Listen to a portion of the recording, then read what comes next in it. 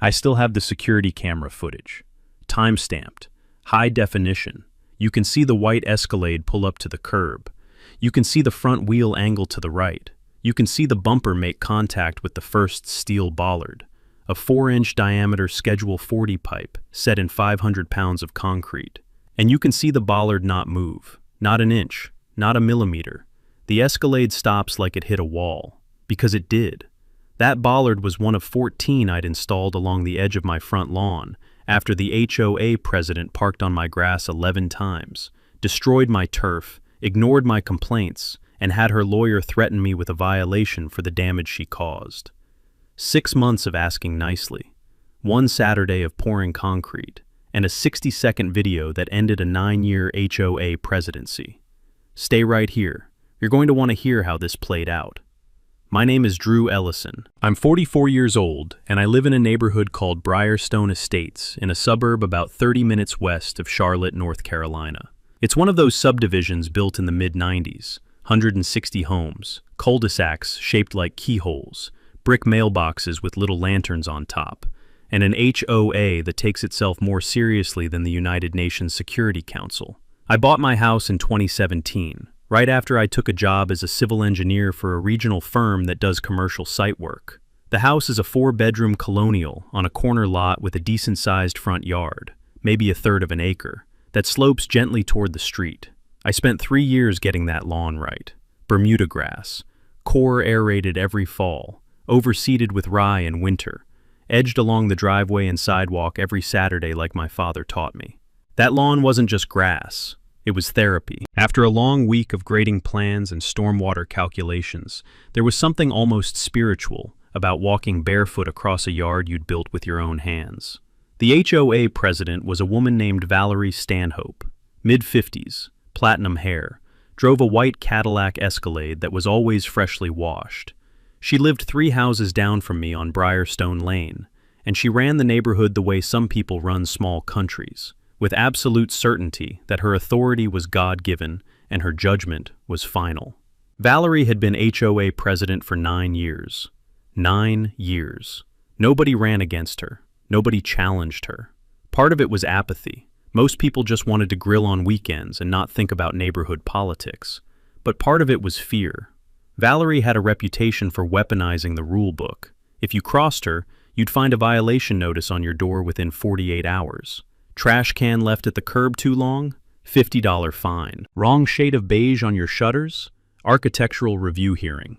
Basketball hoop in the driveway? Written warning with a threat of lien. She didn't just enforce the rules, she curated them. Selectively, strategically, and always in her own favor. Her husband, Gerald, was a semi-retired commercial real estate broker who spent most of his time on the golf course and let Valerie handle the neighborhood stuff. Their son, Tyler, was in his 20s and still lived at home, driving a BMW that was always double-parked somewhere it shouldn't be. I stayed out of Valerie's orbit for the first 2 years. I paid my dues. I kept my lawn perfect. I painted my shutters the approved color, Sherwin-Williams accessible beige, because apparently that's a thing that matters. I went to exactly 1 HOA meeting, watched Valerie talk for 90 minutes about the font size on the new pool rules sign, and never went back. Then, in the fall of 2019, the street repaving project started. The county resurfaced Briarstone Lane and added new curbing. The new curb made the street about 18 inches narrower on my side. And that's when Valerie decided my front lawn was her personal parking lot. The first time it happened was a Tuesday afternoon in October. I came home from work, turned onto my street, and saw Valerie's white Escalade sitting right on my front lawn. Not partially on the grass, fully on the grass, both passenger side tires a good 4 feet past the curb, sunk into the soft Bermuda I'd spent 3 seasons cultivating. She was parked there because she was hosting an HOA board meeting at her house, and apparently there weren't enough spaces in her driveway or on the street. I walked over to her house and knocked on the door. Tyler answered, holding a protein shake and wearing gym shorts. I asked him to let Valerie know she was parked on my lawn. He closed the door. 5 minutes later, Valerie came out, sunglasses on, and said, "I'll never forget this. Drew, the street is too narrow since they redid the curbing. Your lawn is the only reasonable option when I have guests. It's just grass. It'll grow back. just grass. I told her I'd appreciate it if she found another spot next time. She smiled the way people smile when they have no intention of changing anything, and said, "I'll keep that in mind." The second time was the following Thursday. Same spot, same deep ruts. This time, she'd had some kind of garden club meeting. 6 cars on the street, and hers was the only one on my lawn. I took photos with my phone, date stamped, and sent her a polite text asking her not to park there again. She replied, "Noted." The third time was the next Tuesday. I came home and found the Escalade in the same spot, engine still ticking, 2 fresh ruts running parallel to the ones from the week before. My Bermuda was torn up in a strip about 3 feet wide and 15 feet long. The root system I'd spent years building was shredded. I could see bare clay underneath. I knocked on her door again. This time Valerie opened it herself. Before I could say a word, she held up her hand and said, "Drew, I understand your concern, but the street situation is what it is. We're all making sacrifices since the repaving. I suggest you consider putting down some gravel in that area if the tire marks bother you." Gravel. She wanted me to pave over my own lawn to accommodate her parking habit. I went home and wrote a formal complaint to the HOA board. I attached 6 photographs, the dates and times of each incident, and a request that the board address the issue at the next meeting. The complaint was addressed to the board secretary, a man named Phil Nesbitt, who ran a dry cleaning franchise and seemed decent enough. 2 weeks later, I got a form letter back. It said my complaint had been received and reviewed, and that the board had determined the issue was a civil matter between neighbors, not within the scope of HOA enforcement. It was signed by Phil Nesbitt, but the wording sounded exactly like Valerie. That's when I started to understand. Valerie wasn't just the HOA president, she was the HOA. The board didn't check her power, they amplified it. Phil didn't write that letter. Valerie did, and the board rubber-stamped it because that's what they'd been trained to do for 9 years. I stood in my front yard that evening, looking at the tire ruts, and felt something shift inside me. Not rage, something quieter. The kind of feeling you get when you realize that asking nicely was never going to work. Not because the other person doesn't understand you, but because they've already decided you don't matter. The grass was torn and brown where the tires had been. The edges of the ruts were curling up like old wallpaper. I knelt down and pressed a piece of sod back into place, knowing it wouldn't take. The root system was destroyed. That patch would need to be resodded completely. I estimated it at about $400 in materials and a full weekend of labor. I walked inside, poured a glass of water, sat at the kitchen table, and opened a new folder on my laptop. I named it Stanhope. Then I started keeping records. By December, Valerie had parked on my lawn 7 times. I had photographs of every instance, date-stamped, geotagged, taken from multiple angles. I had a log of every text I'd sent and every response I'd received. I had the HOA's form letter dismissing my complaint, and I had a front yard that looked like someone had driven a golf cart through a putting green. The damage was getting worse. The first few ruts had been shallow, cosmetic damage to the turf, but by the 5th and 6th times, the weight of the Escalade had compressed the soil underneath. The Bermuda grass couldn't recover because the root zone was compacted to the point where water couldn't penetrate.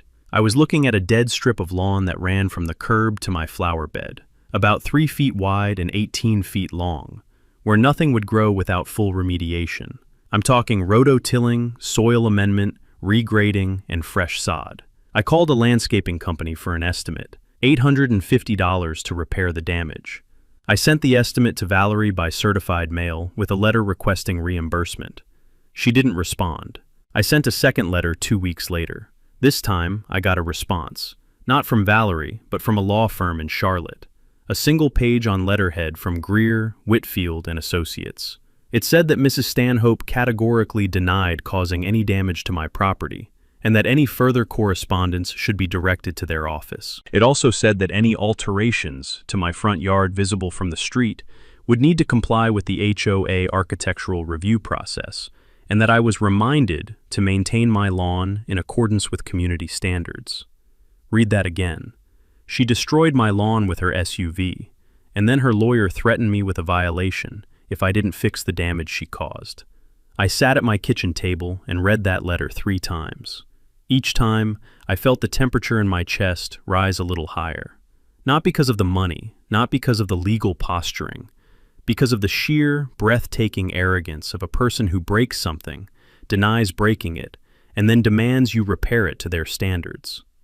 In January, I attended the monthly HOA meeting for the first time in 2 years.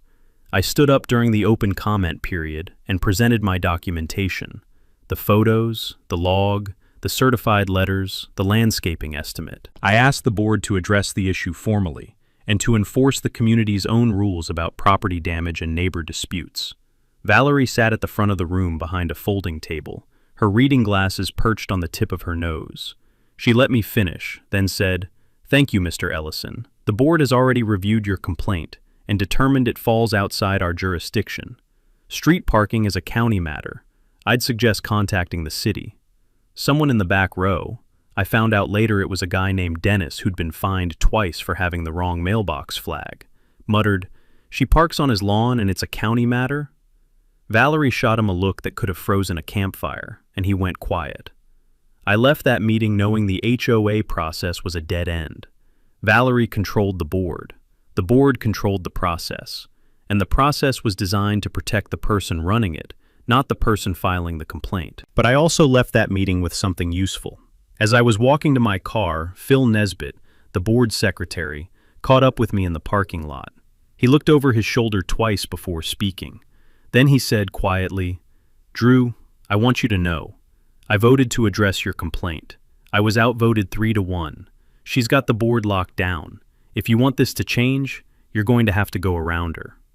I thanked him. I shook his hand. And I drove home with a plan already forming in the back of my mind. Not a plan to complain, not a plan to argue, a plan to build something that would make the argument unnecessary. By February, I'd done my homework. I spent 3 evenings reading the Briarstone Estates CC and Rs, the covenants, conditions, and restrictions that governed every property in the neighborhood. It was 47 pages of dense legal language, cross-referenced with appendices, amendments, and architectural guidelines. Most people never read past the first page. I read every word, and I found what I was looking for on page 31. Section 8.4, Exterior Modifications. Any permanent exterior modification visible from the street, including but not limited to fencing, landscaping structures, driveway extensions, and decorative installations, must be submitted to the Architectural Review Committee, ARC, for approval prior to installation. Section 8.4, B, Safety and Security Exemptions. Modifications made for the documented purpose of safety, security, or property protection, including but not limited to bollards, barriers, lighting, fencing, and camera systems, are exempt from the standard ARC approval process, provided they comply with applicable county codes and do not violate setback requirements. That exemption had been sitting in the CC and Rs since the neighborhood was built. I'm willing to bet Valerie had never read it. Most people on the board probably hadn't either, but I had. And it was exactly what I needed. I also pulled the Mecklenburg County zoning code for residential properties. Under the county code, a homeowner could install fixed vertical barriers, including bollards, within their property line, provided the installations were at least 2 feet from the public right-of-way, did not obstruct sight lines for vehicular traffic, and met height restrictions of no more than 42 inches. My property line began 12 inches behind the curb face. The county right-of-way ended at the back of the curb, which meant I could legally install bollards starting 12 inches from the curb and extending as far into my yard as I wanted. I called my buddy Marcus, a structural engineer who owed me a favor from a project we'd worked on together in 2018. I told him what I was dealing with. He laughed for about 30 seconds straight, then said, "How many bollards do you want?" I said, "Enough to make a statement." We designed a row of 14 steel bollards, Schedule 40 steel pipe, 4 inches in diameter, 36 inches above grade, painted matte black with reflective strips at the top. Each one would be set in a 24-inch deep concrete footing with a rebar cage. These weren't decorative garden posts. These were the same bollards you see in front of government buildings and bank drive-thrus, the kind that stop a vehicle cold. I also consulted a landscape architect, a woman named Diane who did residential design work in the area. She helped me integrate the bollards into a planting design so they wouldn't look like a military checkpoint. We added low boxwood hedging between the bollards, solar-powered path lights at every third post, and a decorative stone border along the curb line. The whole installation would look like a high-end landscape feature. But underneath the boxwoods and the river rock, there was 2,000 pounds of concrete and steel designed to stop a Cadillac Escalade dead in its tracks. Meanwhile, Valerie parked on my lawn 2 more times in February. I didn't say a word. I just took the photos, logged the dates, and smiled. The total cost of the project came to $6,200. Materials, concrete, rental of a post-hole auger, and Diane's design fee. I paid for every penny of it myself. I could have taken Valerie to small claims court for the lawn damage, and probably won. But I didn't want a check. I wanted a wall. I pulled the permits from Mecklenburg County on March 1st. The permit office reviewed my plans, confirmed they met code, and issued the approval in 4 business days. I had the county's stamp. I had the CC and R exemption. I had 14 bollards, 60 bags of concrete, and a very clear weekend forecast. The installation was scheduled for the 2nd Saturday in March. I texted Marcus, "Bring the auger and your appetite. I'm grilling after." He replied with one word, "Perfect." That Saturday morning, Marcus showed up at 7 with his truck, a rented post-hole auger, a laser level, and a 6-pack of Cheerwine he'd picked up at the gas station, because he said he didn't trust a man who does structural work without caffeine. We marked the positions with spray paint the night before, 14 bright orange dots running in a straight line along the edge of my lawn, 12 inches behind the curb, spaced exactly 36 inches apart. From the street, it looked like a connect-the-dots puzzle that somebody was about to regret. We started drilling at 7:30. The post-hole auger chewed through the first 12 inches of topsoil easily, then hit red clay. Mecklenburg County clay is the kind of soil that breaks lesser men in duller bits. It took us about 20 minutes per hole to get to 24 inches. By 10 o'clock, we had all 14 holes dug, and my front yard looked like a prairie dog colony had declared war. We set the rebar cages into each hole, mixed concrete in a wheelbarrow, and poured the footings. Then we dropped the steel pipes, pre-cut, pre-welded with base plates, and pre-painted matte black, into each footing while the concrete was still wet. Marcus checked every pipe with the laser level. Plumb. True. 36 inches above grade. Every single one. By 3 in the afternoon, we had 14 steel bollards standing in a crisp line along the edge of my front lawn, each one topped with a 6-inch reflective band that caught the afternoon sun like a row of sentinels. The concrete would cure over the next 48 hours, and by Monday morning, each post would be anchored in a 500-pound block of reinforced concrete. Diane came by on Sunday with the plants and the stone. She and I installed the low boxwood hedging between each bollard, laid river rock along the base, and placed the solar path lights. By the time we finished, the installation looked like something out of a Southern Living spread. Clean, elegant, intentional. You had to look closely to realize those weren't decorative posts. They were barriers, and they were built to stop anything short of a tank. I stood on my porch that Sunday evening and looked at the finished line. The bollards caught the last light of the day, casting long shadows across the lawn. Behind them, the Bermuda was starting to green up where I'd resodded the damaged areas. The whole front yard looked better than it ever had. Marcus texted me that night. "She's going to lose her mind." I replied, "That's the plan."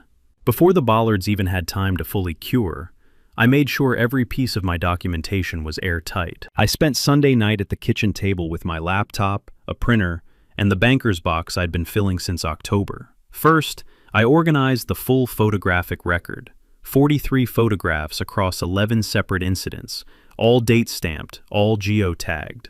I printed them in color, 4 to a page, and labeled each one with the date, time, and a brief description. I arranged them chronologically in a clear sleeve binder so anyone, a judge, a board member, a newspaper reporter, could flip through and see the pattern in under 2 minutes. Second, I compiled the correspondence file. Every text message, printed and highlighted. Every certified letter, with delivery confirmation receipts stapled to the back. The HOA's form letter dismissing my complaint. The letter from Valerie's attorney. My own letters requesting reimbursement. Phil Nesbitt's parking lot admission, which I'd written down verbatim the night he said it and dated it in my log. The whole file told a story of a homeowner who had exhausted every available channel and been denied at every turn. Third, I created what Marcus jokingly called the engineering defense packet. It included the county-issued building permit for the bollard installation, the structural specifications Marcus and I had drawn up, a site plan showing the bollard's placement relative to the property line and county right-of-way, and a copy of the Mecklenburg County zoning code provisions I'd relied on. I also included a printed excerpt of Section 8.4b of the CC and RS, the safety and security exemption, highlighted in yellow. Fourth, I prepared a cost summary. The landscaping estimate for the damage Valerie had caused, $850. The actual remediation cost for resodding, $460 in materials plus my own labor. The bollard installation, $6,200. The total I had spent protecting my property from one woman's Escalade, over $7,000. I didn't expect to recover any of it, but the number mattered. It showed that this wasn't a whim. It was a proportional response to a sustained pattern of property damage. Fifth, I set up a camera. Not a trail cam or a doorbell camera, a proper security camera, hardwired, with night vision and cloud recording. I mounted it under the eave of my front porch, angled to capture the full length of the bollard line and the street beyond. If anything happened to those bollards, or if anyone tried to park on my lawn again, I'd have it on video in high definition. And sixth, I did something I'd been thinking about for weeks. I drafted a letter to every homeowner in Briarstone Estates. Not a complaint, not a rant. A simple, factual summary of what had happened. The parking, the damage, the unanswered complaints, the board's refusal to act, and the bollard installation. I included 3 photographs, the tire ruts, the HOA's dismissal letter, and the finished bollard line. I ended the letter with a single sentence. I'm not asking you to take my side. I'm asking you to ask the board why they wouldn't. I didn't send that letter yet. I held it, because I knew Valerie was going to make the next move, and when she did, I wanted to be ready. That week I also called Faye Mitchell, a property attorney in Charlotte who specialized in HOA disputes. I'd found her through an online review where a client described her as the kind of lawyer who reads the CC and Rs better than the people who wrote them. I liked that. I called her office, described the situation in under 5 minutes, and she said, "You've got a clean install under the security exemption. If they challenge you, they're going to lose. But they'll probably challenge you anyway because that's what HOAs do." I put her on retainer. The bollards stood in a perfect line. The camera was recording. The binder was organized. The letter was drafted. The attorney was on call. Everything was in position. All I needed was for Valerie to try one more time. I didn't have to wait long. It was a Thursday, March 19th. I was at work when my security camera sent an alert to my phone. I opened the app and watched the live feed. Valerie's white Escalade pulled up to the curb in front of my house. She edged forward, angled the wheel to the right, her usual approach, and started to pull onto the grass. The front passenger tire made it about 6 inches past the curb before the bumper met the first bollard. The impact wasn't dramatic. It was almost gentle, the slow, dull sound of painted steel meeting chrome and plastic. The bollard didn't move, didn't flex, didn't even vibrate on camera. It just stood there, rooted in 500 pounds of reinforced concrete, and said no. Valerie backed up, tried again, adjusting her angle. The bumper scraped against the second bollard this time. A thin line of white paint transferred from the Escalade to the black steel. She backed up a second time, sat in the car for about 30 seconds. I could see her hands moving like she was talking to someone on speakerphone, and then pulled away from the curb and drove down the street. I replayed the footage 3 times during my lunch break.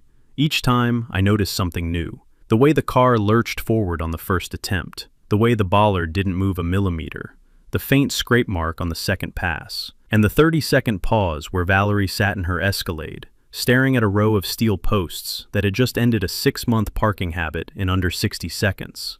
That evening, I found a violation notice taped to my front door. It was on HOA letterhead, signed by Valerie, and it cited Section 8.4, Exterior Modifications. It said I had installed unapproved permanent structures in my front yard without submitting an architectural review committee application. The fine was $500, due in 30 days, with an additional $100 per day if the bollards were not removed. I smiled when I read it, because she'd cited exactly the section I'd expected, and apparently hadn't read the exemption clause in 8.4b. I scanned the notice, emailed it to Faye Mitchell, and had a response within 2 hours. Faye drafted a formal reply on her letterhead. It cited Section 8.4b verbatim, attached the county building permit, included the structural specifications and site plan, referenced the security camera footage showing repeated unauthorized vehicle encroachment onto my property, and demanded immediate withdrawal of the violation notice. The letter concluded with a single paragraph that said, if the HOA pursued enforcement, we would countersue for the cost of property damage, legal fees, and selective enforcement. Because Valerie's own son Tyler had a basketball hoop in his driveway that had never gone through architectural review. That basketball hoop detail was Phil Nesbitt's gift. He'd mentioned it to me at the grocery store 2 weeks earlier, almost offhandedly. You know, Tyler's got a portable hoop in their driveway that's been there for 3 years. Never once went through ARC. I filed it away. Faye turned it into a legal bullet. 3 days after Faye sent the letter, I got a call from the HOA's management company, a firm called Pinnacle Community Services, that handled the administrative work for about 40 neighborhoods in the Charlotte area. The property manager, a woman named Janet, was professional and clearly uncomfortable. She said the board had reviewed my response and was evaluating next steps. I asked if the violation was being withdrawn. She said she'd get back to me. She called back 2 days later. The violation was withdrawn. No fine, no removal order. The board had determined that the bollard installation appeared to comply with the applicable CC&R provisions. I thanked Janet. I hung up, and I walked out to my front porch, leaned against the railing, and looked at 14 steel bollards standing in a perfect line, catching the late afternoon sun, with not a tire mark on the grass behind them. Valerie didn't take the withdrawal quietly. She took it as a declaration of war. Within a week, she launched a campaign to amend the CC&Rs. She drafted a proposed amendment that would eliminate the safety and security exemption in Section 8.4b entirely and require all exterior modifications, including bollards, barriers, and security installations, to go through the full ARC approval process with a 2/3 board vote. She scheduled a special homeowner meeting for April 4th to vote on the amendment. The thing about CC&R amendments in North Carolina is that they require approval from 67% of all homeowners, not just the ones who show up to the meeting. In a community of 160 homes, that meant she needed 108 votes. She'd never tried to amend the CC&RS before. This was new territory, and she was moving fast. She canvassed the neighborhood personally, knocked on doors, printed one-page summaries of the proposed amendment. She framed it as a community beautification measure, protecting the aesthetic integrity of Briarstone Estates from unsightly installations. She never mentioned my name. She never mentioned the parking. She never mentioned the bollards directly. She just talked about maintaining standards and preventing eyesores. But people aren't stupid. Everyone in the neighborhood had seen the bollards.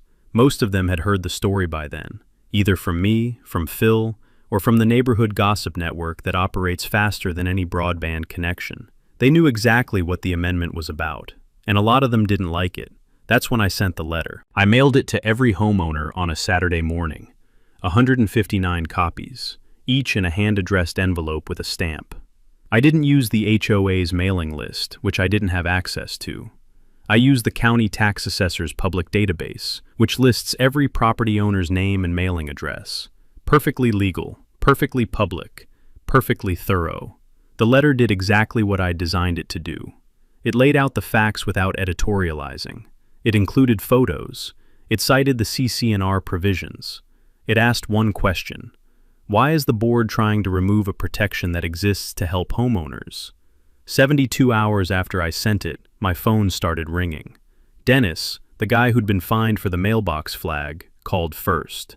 He'd been fined 3 times by Valerie for minor infractions and had been quietly furious for years. He said, "Drew, I've been waiting for someone to stand up to that woman since 2016. What do you need from me?" I told him to come to the meeting and vote no. Then Martha Kinney called. She was an 81-year-old widow who lived at the end of Briarstone Court. Valerie had fined her $200 for leaving her Christmas wreath up until January 15th. Martha said, That woman tried to take my wreath. Now she's trying to take your bollards. I'll be at that meeting with bells on. Over the next 2 weeks, I heard from 34 homeowners. Some called, some texted. Some stopped me in the driveway. Every single one of them had a story about Valerie. Fines for paint colors, fines for garden decorations, fines for trash cans visible for 20 minutes. A pattern of selective enforcement so consistent, it was almost algorithmic. You crossed Valerie, you got a violation. The night before the meeting, I sat at the kitchen table and counted my confirmed no votes, 57. Not enough to block the amendment outright. I'd need 53 no votes to prevent the 67% threshold, but close. And there were at least 30 homeowners I hadn't heard from who might go either way. I set my alarm for 6, pressed my shirt, and went to bed. Tomorrow was going to be a long evening. The special meeting was held in the Briarstone Estates clubhouse, a low brick building next to the pool that smelled like chlorine and folding chairs.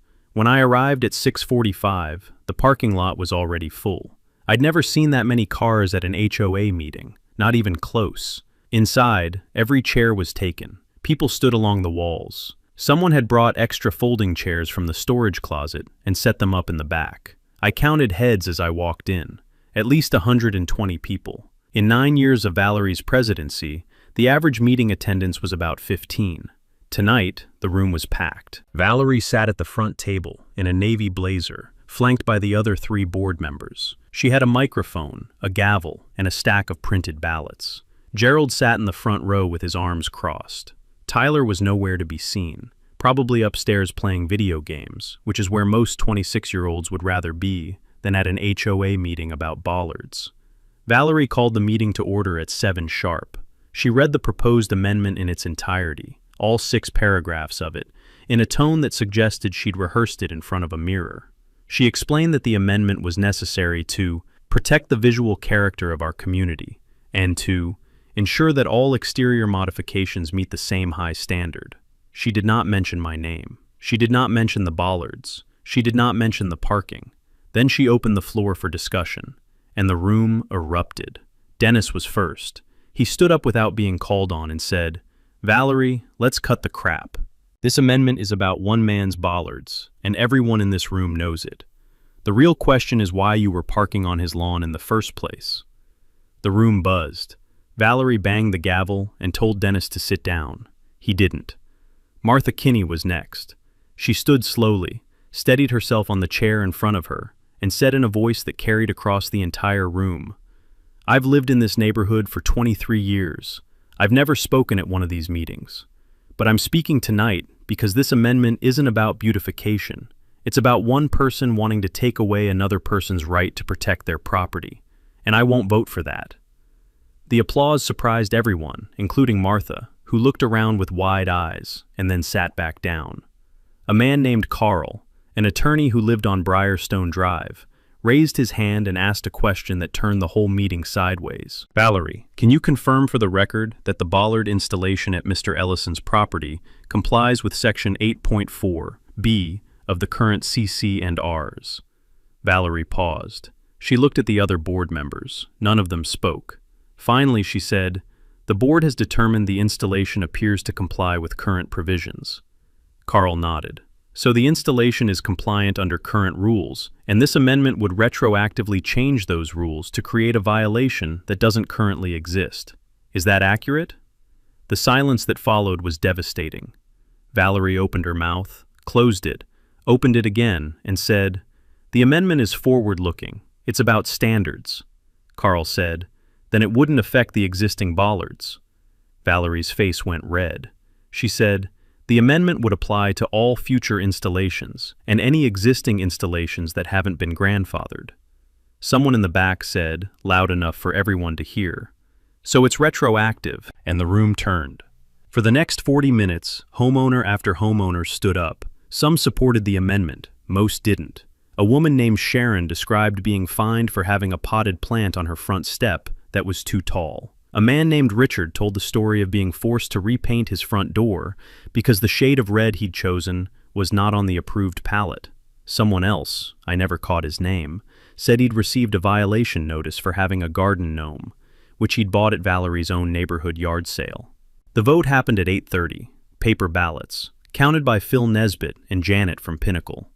The result? 41 in favor, 107 against. The amendment failed by a landslide. But the meeting wasn't over. Phil Nesbitt stood up and read a motion he'd prepared, a motion of no confidence in the current HOA president. Under the bylaws, a no-confidence vote required a simple majority of those present. Phil had checked the rules himself. The motion was seconded by Dennis before Phil even finished reading it. Valerie's face went white.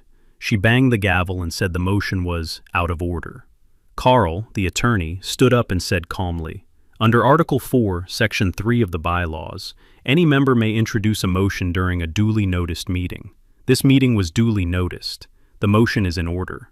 The vote was swift, 89 to 31. Valerie Stanhope was removed as HOA president in the same room where she'd ruled unchallenged for 9 years. She picked up her gavel, put it in her purse, and walked out without a word. Gerald followed 3 steps behind, hands in his pockets, eyes on the floor. The aftermath was quieter than the climax, the way it usually is when something that needed to break finally breaks.